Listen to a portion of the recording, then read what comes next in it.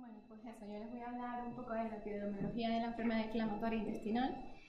Y bueno, para empezar un poco, pues he puesto unos mapamundi, ¿no? Donde aparece en naranja los países donde más incidencia hay de enfermedad inflamatoria intestinal, y se ve como es una enfermedad que básicamente afecta, es una enfermedad de países desarrollados. Aquí empiezo mostrándoles la incidencia de la enfermedad de Crohn. Y más concretamente, pues para centrarnos un poco, en España la incidencia de la enfermedad de Crohn está en torno a 3,6 por 100.000, por 100.000 personas año. La colitis ulcerosa también pues tiene una distribución parecida, y en España la incidencia de la colitis ulcerosa es en torno a 4, 7, un poquito mayor que la enfermedad de Crohn, pues personas año, ¿no? Por 100.000 habitantes. En cuanto a la prevalencia de la enfermedad de Crohn se estima en torno a 48, 135 por 100.000 habitantes en España, y de la colitis ulcerosa también un poco mayor, en torno a 101, 198 por 100.000 habitantes. Esto es, pues, son cifras estáticas, pero para ver un poco si han habido cambios en la incidencia a lo largo del tiempo, pues aquí se muestra un diagrama de puntos en el que muestra la incidencia anual. La incidencia anual, aquí la incidencia anual de la enfermedad de Crohn en este lado y la colitis ulcerosa en estos puntos, ¿no? Y por año. Y categorizado en función de la región geográfica. Y básicamente es para que vean un poco que en los países desarrollados como Norteamérica o Oceanía la incidencia tiende a permanecer estable, mientras que en los países en vías de desarrollo como Sudamérica o Asia la incidencia está tendiendo al aumento. En España, pues más centrándonos en España, pues vemos como en la enfermedad de Crohn la incidencia ha pasado desde el año 2000 de 5 a 11 en el año 2012, y la prevalencia de 37 por 100.000 a 137 en el año 2002, lo que va pues claramente en aumento. Y en cuanto a la colitis ulcerosa, también la incidencia ha pasado de 5 a 9 en el año 2012, y la prevalencia de 41 por 100.000 habitantes a 99 por 100.000 habitantes.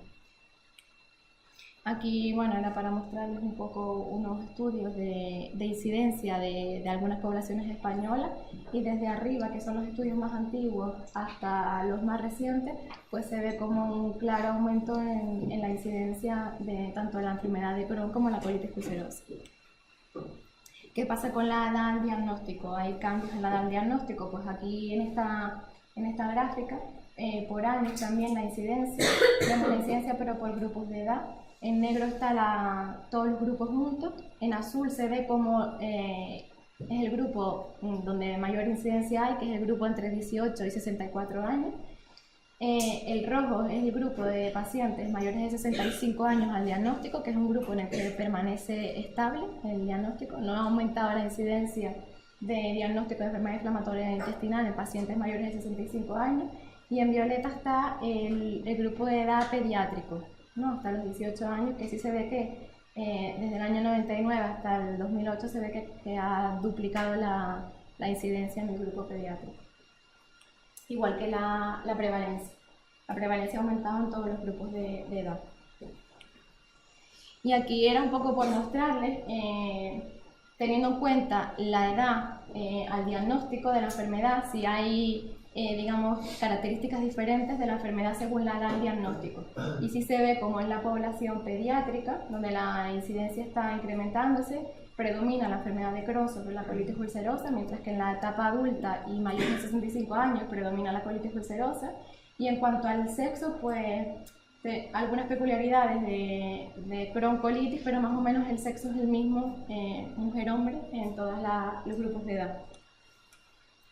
Y teniendo en cuenta también, según la edad, la localización o el fenotipo al diagnóstico, pues si vemos algunas diferencias, como en la edad pediátrica, lo más frecuente en la enfermedad de Crohn es una localización iliocolónica, Mientras que, por ejemplo, en la etapa mayores de 65 años es una enfermedad colónica lo que predomina, una enfermedad de Crohn. Y en cuanto al fenotipo, en todos predomina un fenotipo inflamatorio en la enfermedad de Crohn, y en la colitis ulcerosa, en la edad pediátrica predomina una colitis extensa, una colitis ulcerosa extensa, el diagnóstico, mientras que en los adultos y en los mayores de 65 años pues predomina colitis izquierda, proctitis.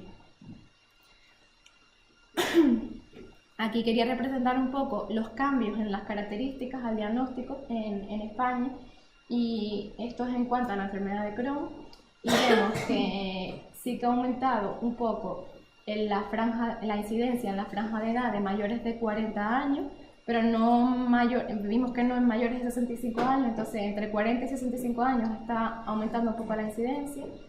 En cuanto a la localización, permanecen estables en el tiempo. Y en cuanto al patrón de la enfermedad de Crohn, pues sí se ve que hay un aumento del patrón tipo inflamatorio al diagnóstico de las características. Y en la colitis ulcerosa, pues también hay un aumento en la edad de 40 años al diagnóstico, y en cuanto a la extensión, pues permanece estable más o menos en el tiempo. En cuanto a la mortalidad de la enfermedad, pues es una enfermedad que conlleva una mortalidad, pero que se ha visto que en los últimos años esta mortalidad está descendiendo, ¿no? Probablemente pues por lo que les hablaremos posteriormente, que son todos los avances en los tratamientos. Pues la mortalidad desciende tanto en el Crohn como en la colitis ulcerosa.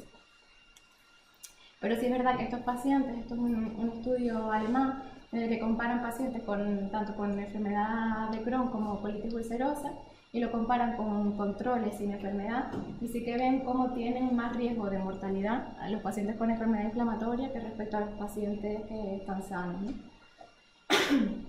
Tienen más riesgo de muerte. Y la mortalidad en estos pacientes pues no es solo por la enfermedad, sino que también tienen mayor incidencia de tumores, digestivos, hematológicos, pulmón, genitourinario, melanoma, de piel también no melanoma, cardiovasculares, respiratorios, por trombosis, sobre todo en los brotes, y de causa infecciosa. También esto es una enfermedad que quería también recalcarlo, ¿no? Que tiene un impacto en la calidad de vida de los pacientes, y que, bueno, aquí se muestra cómo la enfermedad inflamatoria intestinal, comparado con pacientes sanos, con controles sanos, pues que la enfermedad inflamatoria en todos los scores tiene una peor puntuación, o sea, los pacientes con enfermedad inflamatoria intestinal tienen una peor calidad de vida, tanto física como mental, que personas sin la enfermedad inflamatoria, y esto tanto en población adulta como en población pediátrica. También, como es obvio, la calidad de vida es peor en aquellos pacientes con enfermedad inflamatoria activa versus aquellos que estaban con una enfermedad controlada. Y esto muestra que sí hay peor calidad de vida en la enfermedad de Crohn versus la colitis ulcerosa, y sí hay una tendencia que en la enfermedad de Crohn haya una peor calidad de vida que en la colitis ulcerosa. No tiene estadísticamente, no es significativamente estadístico, ¿no? Pero sí que había un estudio en población pediátrica en el que en la población pediátrica sí que se confirmaba que con enfermedad de Crohn tenían peor calidad de vida. Y por último, pues hablar un poco del impacto económico también que tiene la enfermedad inflamatoria intestinal, que es una enfermedad pues multifactorial, que conlleva pues, un abordaje multidisciplinar con muchos especialistas que consumen muchos recursos.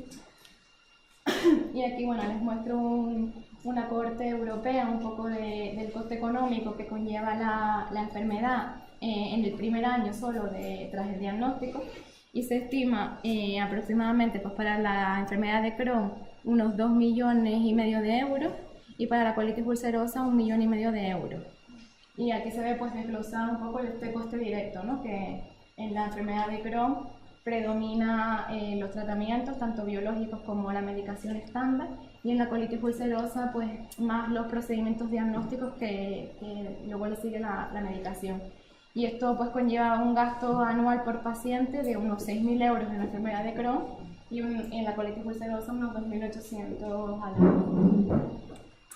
En este estudio también se miraron, me parece interesante, los predictores de mayor gasto económico durante el primer año tras el diagnóstico, y se ve como el diagnóstico de enfermedad de Crohn frente a colitis ulcerosa es un predictor de mayor gasto sanitario, la edad pues más joven, más gasto, Y en cuanto a la colitis ulcerosa, en la enfermedad de Crohn, un patrón estenosante de la enfermedad conlleva un mayor gasto económico, y en la colitis ulcerosa la extensión, ¿no? Una colitis ulcerosa extensa pues conlleva un mayor gasto económico. Y también, bueno, esta enfermedad pues lleva muchos costes indirectos, que son pues las bajas laborales, las incapacidades que se le da a todos estos pacientes, que también suponen un coste elevado. En España, pues a través de datos del Ministerio, pues es una enfermedad que al año se lleva pues unos 579 millones de euros al año, y más o menos pues en España también rondaba lo europeo, unos 4.000 euros por la colitis ulcerosa al año, y en la enfermedad de Crohn unos 6.000 euros. Y que también los costes indirectos, pues los estimados son por ausencias laborales 41 millones de euros, por incapacidades 382 millones de euros anuales, y también pues los costes de los padres para las bajas cuando tienen que cuidar a los niños también pues 4 millones de euros. Son enfermedades que tienen mucho gasto. Entonces, como conclusiones, pues que la enfermedad inflamatoria intestinal tiene una alta incidencia y prevalencia que va en aumento, que los pacientes con enfermedad inflamatoria intestinal presentan mayor riesgo de mortalidad global, aunque la mortalidad va en descenso, que la enfermedad inflamatoria intestinal impacta negativamente en la calidad física y mental de los pacientes, y que esta enfermedad tiene un alto impacto económico, por lo que, dado que es una enfermedad crónica y que impone una alta carga significativa multifactorial a los pacientes y a los sistemas de salud, y dado el aumento de la prevalencia, pues se necesitan estrategias para mejorar la calidad y los resultados de salud y reduciendo costos.